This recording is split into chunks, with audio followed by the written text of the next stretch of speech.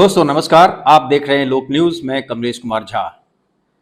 कल भारत के गृह मंत्री अमित शाह ने CAA यानी सिटीजन अमेंडमेंट एक्ट जो 2019 में पास हुआ था दिसंबर में, उसे लागू कर दिया है और इसका कानूनी जामा पहना दिया गया है।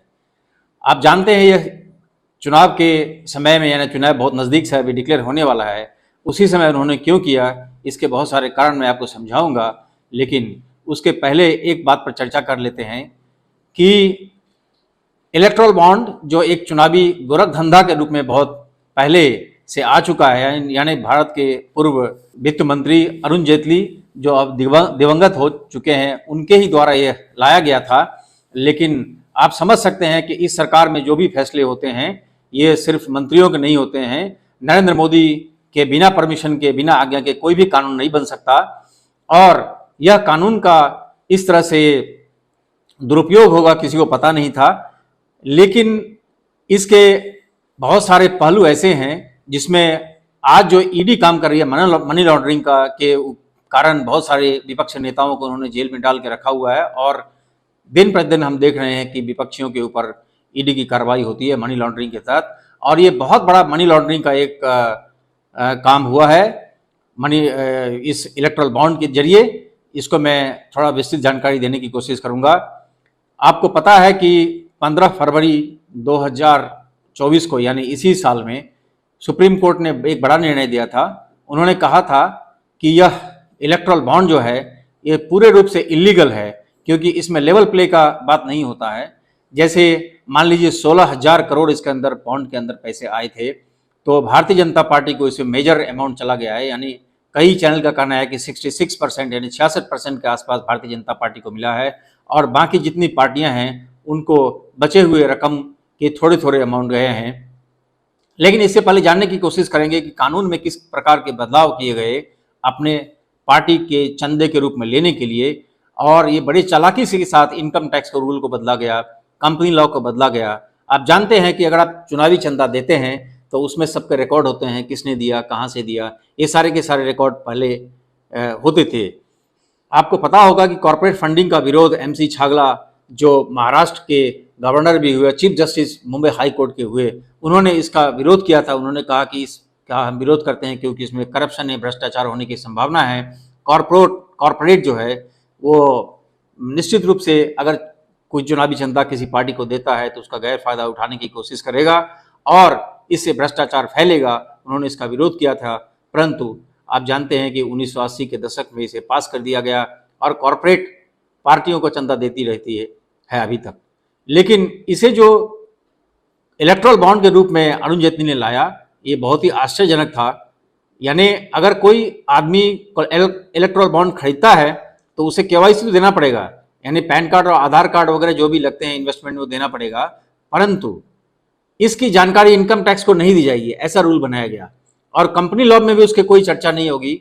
इस प्रकार के कानून बनाए गए ताकि कॉर्पोरेट जो चंदा देती है वो ब्लैक मनी को इसमें डाल सके और पार्टियों को मिला करे। यानी पूरे के पूरे से एक दाल में काला नहीं, पूरी की पूरी दाल ही काली है, ऐसा लगता है। आप जानते हैं कि सुप्रीम कोर्ट ने स्पष्ट रूप से कहा है कि किन किन पार्टियों को कितना कितना चंदा मिला और किस आदमी ने ये चंदा दिया, किस कंपनी ने चंदा दिया, उसकी पूरी की पूरी जानकारी इलेक्शन कमीशन को दी जाए। और इलेक्शन कमीशन को कहा गया है कि आप अपने साइट पर इसको डालेंगे ताकि जनता को समझ में आ सके कि जनता जो वोट कर रही है वो किस पार्टी को वोट कर रही है और उस पार्टी ने कहाँ कहाँ से चंदे लिए हैं। ये जनता को जानने का पूरा अधिकार है और सुप्रीम कोर्ट ने ये निर्देश दिया था। बहुत ही महत्वपूर्ण फैसला सुप्रीम कोर्ट ने दिया, जिसका कि बहुत लंबा असर होगा हमारी पूरी चुनावी लोकतंत्र के ऊपर। उन्होंने ये इलेक्टोरल बॉन्ड की स्कीम कॉम्प्रिहेंसिवली स्ट्राइक डाउन कर दी है, ये कहते हुए कि इसमें जो एनोनिमस एलिमेंट इन्होंने लाया कि भाई किसी को पता नहीं लगे कि भाई ये इलेक्टोरल बॉन्ड किसने खरीदे और किसको दिए, ये बिल्कुल हमारे जनता के सूचना के अधिकार के खिलाफ है, जो कि एक मौलिक अधिकार है जनता का।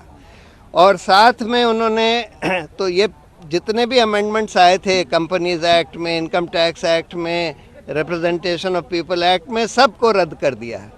और इससे बचने के लिए स्टेट बैंक ऑफ इंडिया, जिनकी ब्रांचेस, नोटिफाइड ब्रांचेस एक काम करती है, डिफरेंट डिनोमिनेशंस में इलेक्ट्रल बॉन्ड बेचे जाते हैं स्टेट बैंक के द्वारा और 15 दिन का उसमें भुनाना होता है।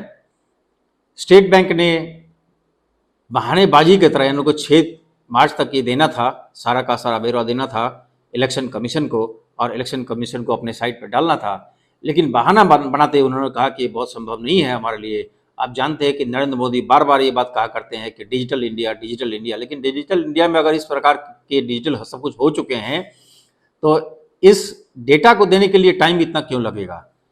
टीसीएस के एक बड़े अधिकारी ने, प्रशांत भूषण, जो इस मामले को सुप्रीम कोर्ट में लेकर आए तो उन्होंने कहा कि हमने इसके लिए काम किया है और यह अगर एसबीआई चाहे तो कुछ ही मिनटों का काम है। और मान लीजिए उनके पास डिजिटल डेटा अवेलेबल नहीं भी है तो अगर 200-500 लोगों को लगा दिया जाए तो ये 2 या 3 दिन का काम है और इसमें 2 या 3 दिन में ये काम आसानी से हो सकता है।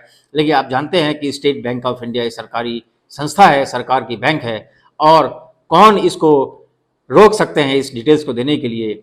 इस प्रकार से शंका तो होती है कि किन लोगों ने इसे मना किया होगा और किन लोगों के कहने पर स्टेट बैंक ने ये कहा होगा कि हम इस समय, अमुक समय के भीतर हम नहीं दे सकते हैं।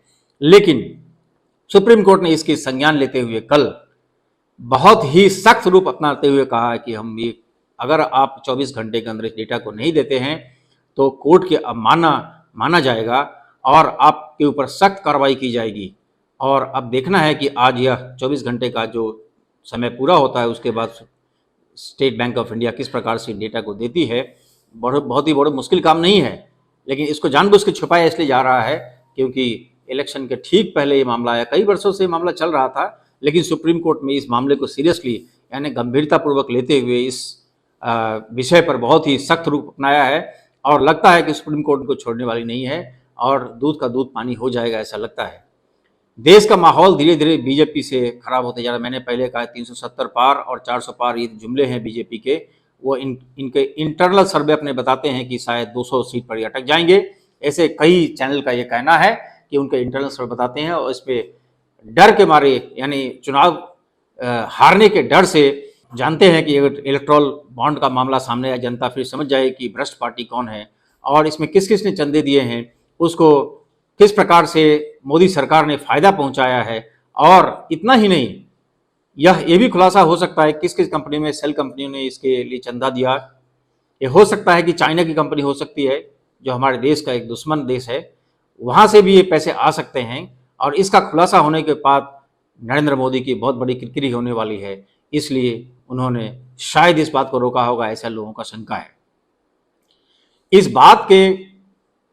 बात को लेकर माहौल इतना उनके खिलाफ चले जाने की शंका थी, इसीलिए नरेंद्र मोदी, ऐसा लगता है कि उन्होंने स्टेट बैंक ऑफ इंडिया को प्रेशराइज किया होगा। लेकिन आज जब सुप्रीम कोर्ट ने फैसला दिया है कि 24 घंटे के अंदर उनको ये सारा का सारा ब्यौरा देना है, तो भाग नहीं सकते, उनको ब्यौरा देना ही पड़ेगा। लेकिन अब भारतीय जनता पार्टी के लिए, नरेंद्र मोदी के लिए और कोई दूसरा मामला था नहीं, अमित शाह के लिए। तो देश की जनता के दिमाग को भटकाने के लिए जो सीएए 2019 में पास हो चुका था, आप जानते हैं कि उसके विरोध में कई संस्थाओं ने काम किया और 100 लोगों की जान गई थी। तो यह थोड़ा ठंडे बस्ते में डाला गया था। आप जानते हैं कि भारतीय जनता पार्टी किसी भी मुद्दे को किस तरह भुनाना जानती है। उन्होंने अधूरे राम मंदिर की स्थापना की थी ताकि माहौल बने। शंकराचार्य जो हमारे धर्म गुरु होते हैं, हिंदू धर्म के गुरु हैं, उन्होंने कहा था कि अधूरे मंदिर में किसी भी मूर्ति की स्थापना नहीं हो सकती। यह मंदिर भी एक मूर्ति का ही रूप होता है और अधूरे मंदिर यानी अधूरे मूर्ति की कोई प्राण प्रतिष्ठा नहीं हो सकती। उन्होंने इसका विरोध किया था। लेकिन आप जानते हैं शंकराचार्य का भी बहुत ट्रोल हुआ, उनके खिलाफ भारतीय जनता पार्टी के जो आईटी सेल उन्होंने काम किया, उनके बदनाम करने की कोशिश की। फिर भी ये मुद्दा इतना नहीं गरमाया, कुछ दिनों तक माहौल रहा। लेकिन अब लगता है राम मंदिर का मुद्दा भी पूरी तरह से फेल हो चुका है, तो उनके कोई मुद्दे चाहिए। तो ये इलेक्ट्रल बॉन्ड का जो माहौल बना था बीजेपी के खिलाफ, उसको ध्यान को भटकाने के लिए उन्होंने फिर से सीएए लाया है। सीएए क्या है, थोड़ी सी हम लोग डिटेल्स में जानकारी लेंगे।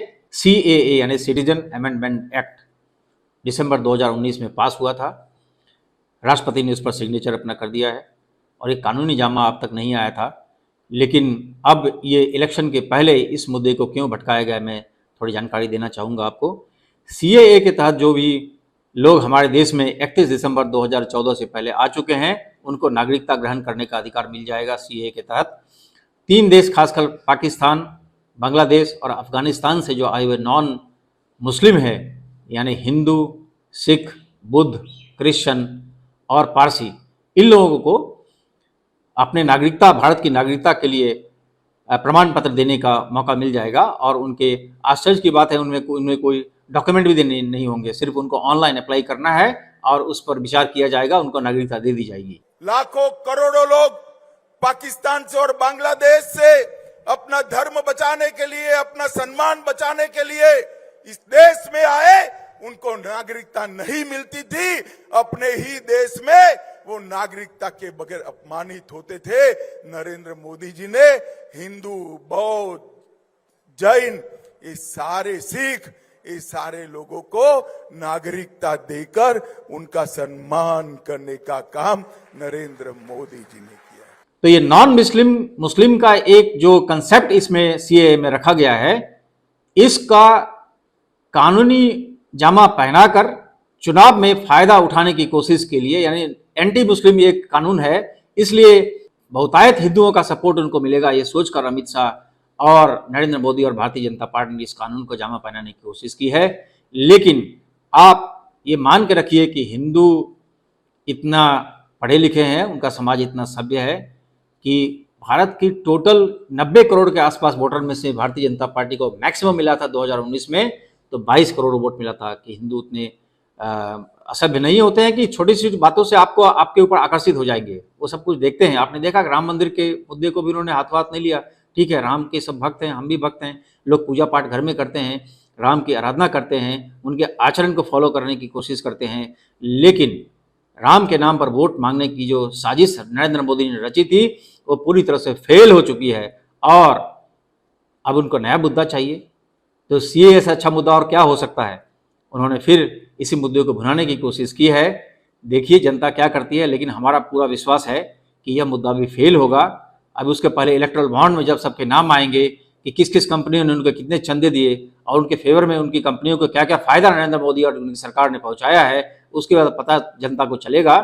तो उसके बाद जनता का क्या रिएक्शन होगा ये हम देखेंगे चुनाव में। लेकिन एक और मुद्दे की तरफ आपको मैं ध्यान आकर्षण करने की कोशिश करूंगा कि आजकल भारत में जो सरकारी कर्मचारी हैं वो बहुत परेशान हैं, इस कारण से कि उनका जो पेंशन है, न्यू पेंशन स्कीम माननीय स्वर्गीय अटल बिहारी वाजपेयी के ज़माने में लागू किया गया था और नए पेंशन स्कीम के तरह हमने एक स्टडी करने की कोशिश की। एग्जाम्पल आपके सामने पेश करना चाहूँगा कि एक उपाध्याय नाम के जो बुकिंग हेड थे, यानी बुकिंग रेलवे के इंचार्ज थे, वो अभी भी रिटायर हुए हैं। 17 साल उन्होंने रेलवे की सर्विस की और उनको मिला क्या, तो उनका पेंशन है सिर्फ 4,500 रुपये।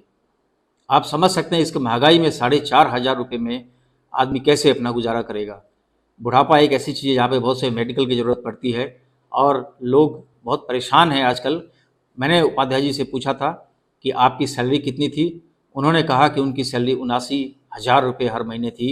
79,000 रुपये जो जिसको तनख्वाह हर महीने मिलती थी, वह आदमी रिटायर होने के बाद 5-4,500 रुपये महीने में अपने कैसे गुजारा करेगा। आप अंदाज लगा सकते हैं इस महंगाई में वो अपना गुजारा कैसे करेगा। तब मैंने उनसे पूछा कि आपको अमाउंट कितने मिले थे। उन्होंने कहा कि हमें 15 लाख रुपए मिले थे। अब 15 लाख रुपए और 4,500 रुपये महीने का पेंशन लेके आदमी इस महंगाई में कैसे गुजारा करेगा। आप समझ सकते हैं कि मेडिकल, मैंने पहले कहा, एक्सपेंसेस की बहुत ज़रूरत होती है और रेलवे के अगर हॉस्पिटल हैं भी तो उसमें किस प्रकार की इलाज होती है आप जानते हैं, आप समझ सकते हैं। तो इस प्रकार से एक ही ऑफिस में काम करने वाले लोग, मान लीजिए वो साथ में ही काम कर रहे हैं, देश की सेवा की उन्होंने, एक ही ऑफिस को उतनी ही सेवा दी है जितना एक कर्मचारी ने दी है, दूसरे ने उतनी ही दी है। एक को ओल्ड पेंशन स्कीम चालू है, दूसरे को न्यू पेंशन स्कीम चालू है। इस कानून के तहत मैंने पहले बताया छोटे से रकम में हम अपना जीवन यापन कैसे करेंगे। कहने को तो सरकारी नौकरी करते हैं, लेकिन आप बोल सकते हैं कि कॉमन लोगों का सैलरी नहीं है, लेकिन ठीक है ये चलता है।